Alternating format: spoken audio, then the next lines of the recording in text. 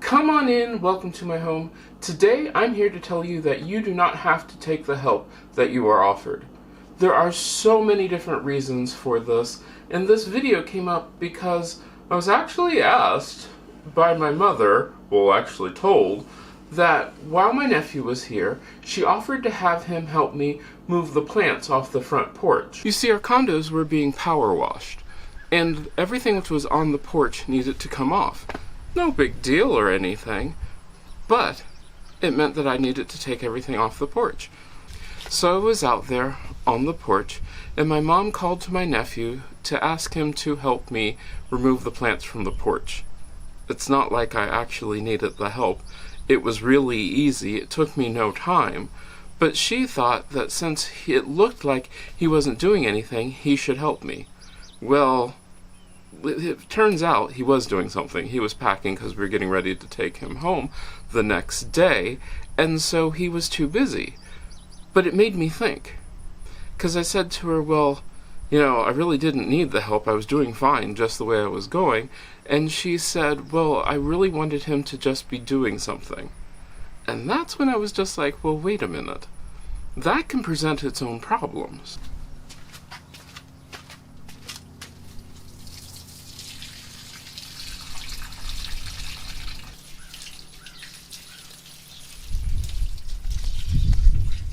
When it comes to help, one of the worst kinds of help that I can think of is punishment help. Punishment help are those people who are sent to help you because of punishment. It can be anything from they did something wrong to they just aren't doing anything. And so their punishment is having to help somebody else. Well, that's great, except for the person who they are helping, they might not be helping whatsoever in any way, shape, or form. Punishment help already doesn't want to be there. And if the task that you're having them do is complicated or is involved or just can be anything, there's lots of problems with punishment help. Because, like I said, the person doesn't want to be there. And if they don't want to be there, their help might not be any help whatsoever. It can actually cause the person who you're helping to have an even worse time, because then they have to go through and really keep an eye on the punishment help, because they're going to do things that they would just slide by to get done. Now, not all punishment help is bad, and not all help is good. The thing about this is there are many different kinds of help, and there are many different reasons people give you help. And you have to look at it and say to yourself, well, okay, the reason that they're giving me this help is what? And one of the things which I hate the most is when people volunteer someone else to help someone else, because that's annoying. That's really annoying. Like I said, punishment help is one of those things where somebody got in trouble, so then they are volunteered to help someone else. It might have been the person who they caused something bad to happen. I know this happens a lot with kids who damage things or tear up stuff. They're then forced to help the person repair or do something or fix whatever it was that was damaged, which is great and wonderful, except it might not be great and wonderful, because that punishment help might be more of a hindrance than it is to a help. And yeah, that is really something to think about, because then if I'm doing something, I might not want the help. Like I said, with the porch, I was very happy to do moving the plants because it was a mindless task. I could get it done in absolutely no time, and it was sort of fun. Gave me a chance to rotate the plants around too.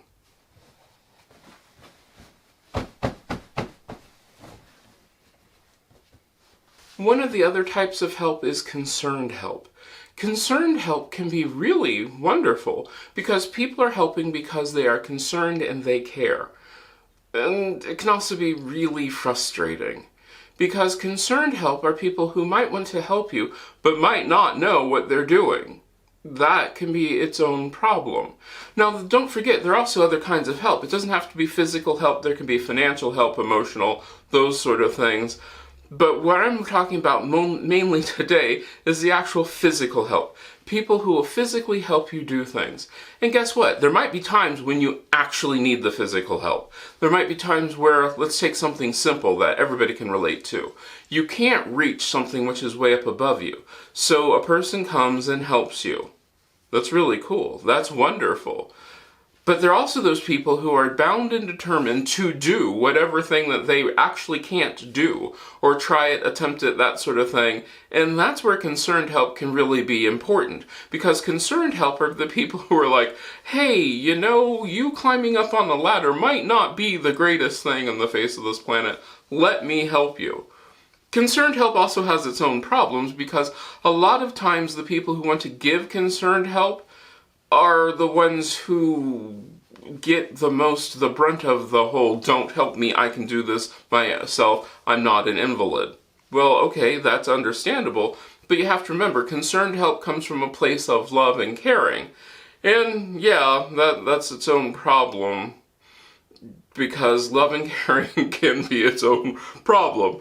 But concerned help is one of those things where it's really cool, it's really great, but yeah, I can understand where people could get frustrated by it. Another form of help that people love to give is the help that they can hope that they can learn something. Yeah, people will help you so that they think that they can learn from what helping you. You will teach them how to do things.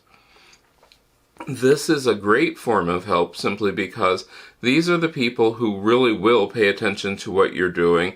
They'll be careful with how they're doing things because from you they can learn things to help themselves. So this is one of those forms of help where they're very likely to pay attention to every detail, everything which you tell them. They're going to ask lots of questions, and it can be just really, really great, but it can also be really, really annoying if you want to get something done quickly and easily and without a whole lot of talking, because the way that you do things is up to you. You might not be one of these people who wants any help, and that's a good question. Why would people decide that they don't want help? Well, there are lots of reasons to decide that you don't want help. And some of them are valid, some of them are invalid, but you have to think about how does this work for you? Because when you refuse help, there might be many, many different reasons that you do it, but a few that I can go over about are these. One of the worst reasons to refuse help is because of pride. Pride cometh before a fall. Don't know who said that. I'm sure I looked it up by now.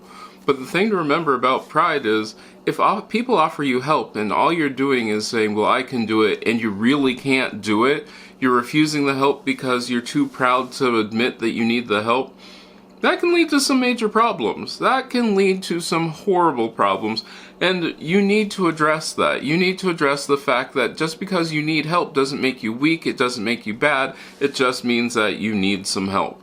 So get the help. Accept the help. That's fine.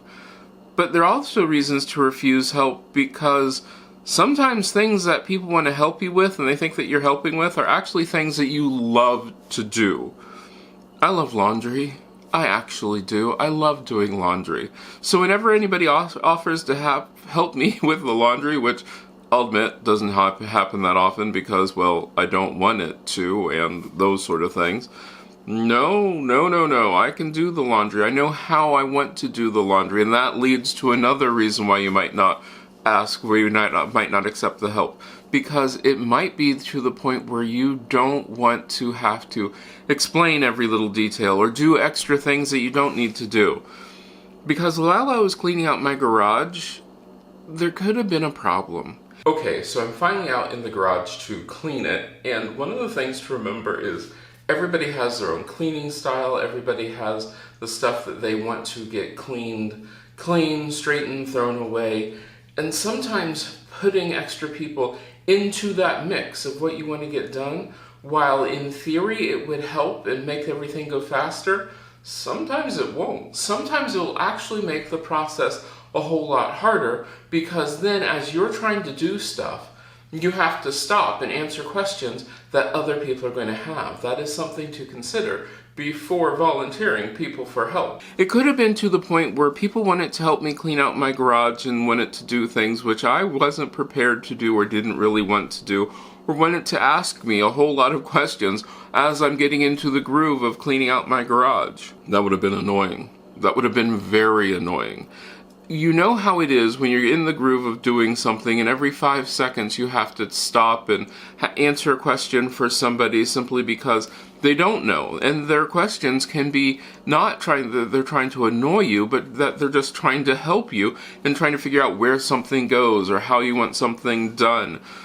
And that's bad. That can be really bad. I found that I liked doing my garage this time because I knew that I didn't want to organize it real deeply organized. I just wanted to get rid of the things that I knew needed to go, keep the stuff that I knew I wanted to keep, and then put it in the general area where it needed to go.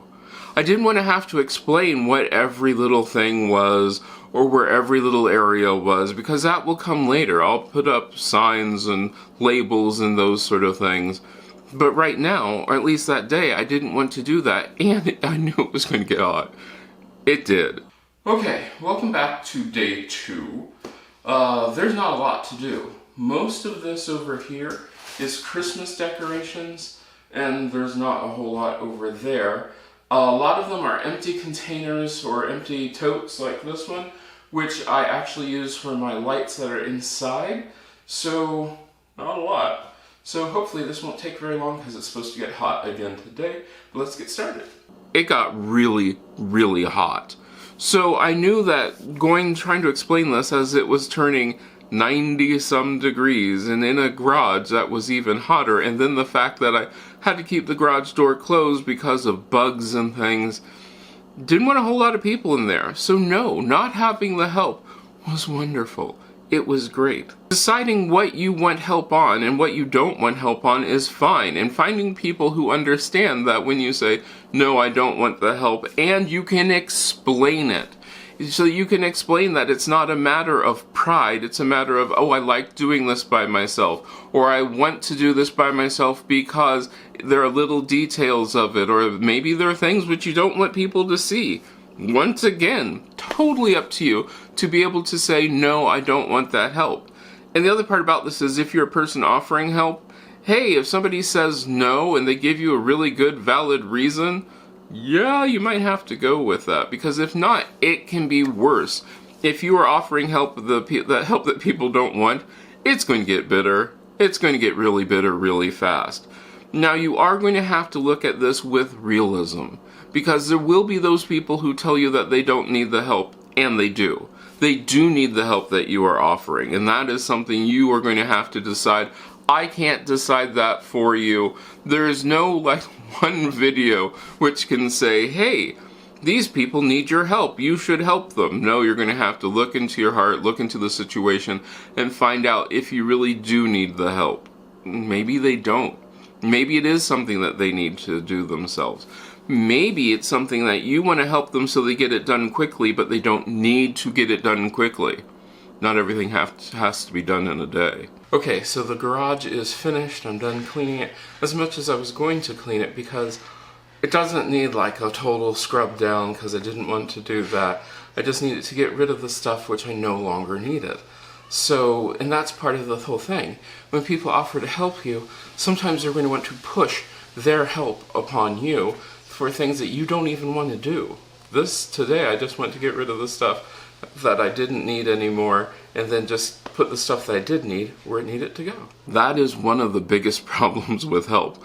A lot of people want to help you so that you can get everything done as fast as you can get it done, even though that might not be the speed that you want to go on. We did that video. Not everything has to be done in a day, and that's okay. Take your time if you want to take your time. Don't feel rushed unless there is a specific reason for doing that. There could be. Maybe you have to move, maybe you have to do something. I don't know. You're going to have to figure that one out on your own. But if you don't need the help, just be upfront with them. Tell them the whole reason that you don't need the help, and they will probably accept that. If they don't, you might have to be a little firm. But also remember, if they can prove to you that you actually do need the help, well, you might have to accept it. Yeah, you might have to accept it anyway, but hey, that's a whole nother video. But the one thing to think about is the fact that if you are giving help or if you are receiving help, figure out if this is the help that you want, if this is the help that you need, and then decide from there. Well, let me know down in the comments, have you ever been on either end of the giving or the receiving of help that you did or did not want? I'd love to hear about that in the comments, and tell me what ideas that you have about giving help and receiving help. Let me know down in the comments. I hope I get to see you again the next time you stop by.